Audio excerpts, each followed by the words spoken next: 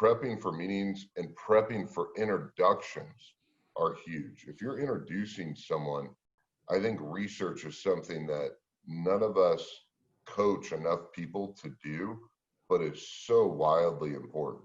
One of the nicest, best things about the internet is that it makes it very, very, very simple to research someone. Okay. Now, you still got to do the homework. You still got to actually make the effort and read what you can about them and find out what you can. I like to really prepare. Again, it depends upon the situation.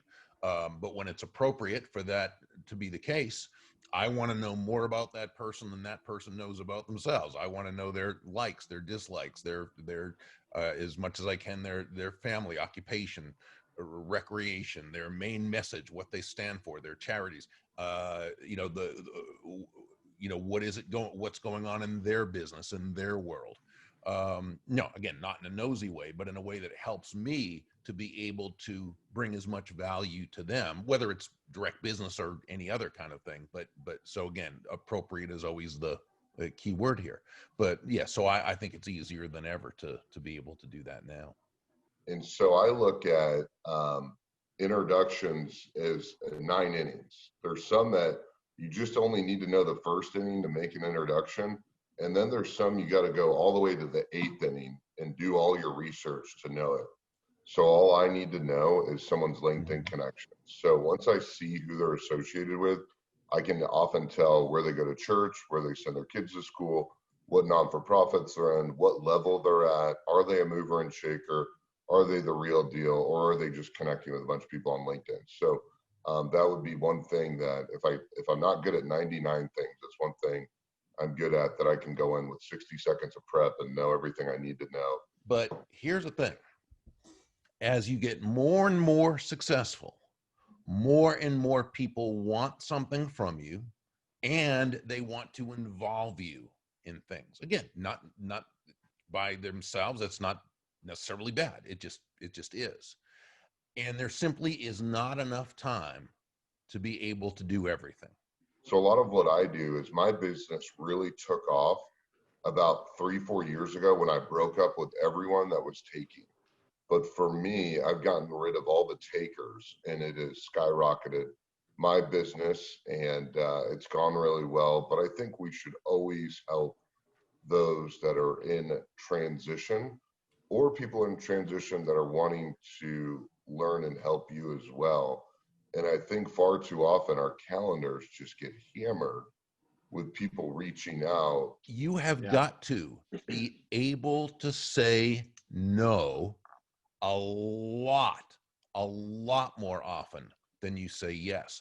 But here's the key. You need to do it in a way that's kind, tactful, respectful, and values that other person. One is that kind of, when people stand there and say, no is a complete sentence. I don't agree with that. Not if you don't want to turn people off and be rude, right? So I get what they mean. I think what the teaching means is it's okay to say no. And I agree with that 100%.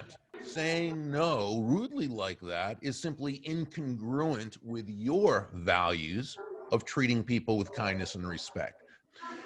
We'll also hear people say, well, just tell a little fib such as, well, I would, but I don't have time.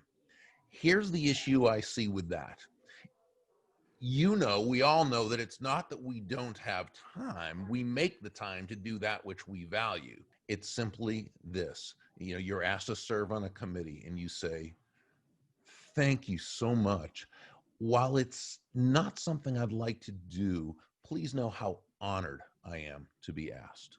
You did answer in a way that was polite, it was gracious, kind, respectful. You honored them as a human being. You let them know you were honored to be asked. What you didn't do is come up with an excuse for them to hang their hat on and answer as an objection. You basically, in a very gracious way, let them know that while you appreciate the offer, it's not something that you're going to do. And you will quickly retrain the people in your life that when you say no, it's no. They can always ask, but that when you say no, and we've got to just be able to practice that a few times. And I'm telling you, it's going to just make such a difference. And so I think a lot of it is making sure you're being strategic with your time so that you're helping the givers, not the takers. And also, you want to make sure what you're putting out there is what you want in return. There is nothing about being a go-giver that is congruent with being anyone's doormat or a martyr or self-sacrificial in any way.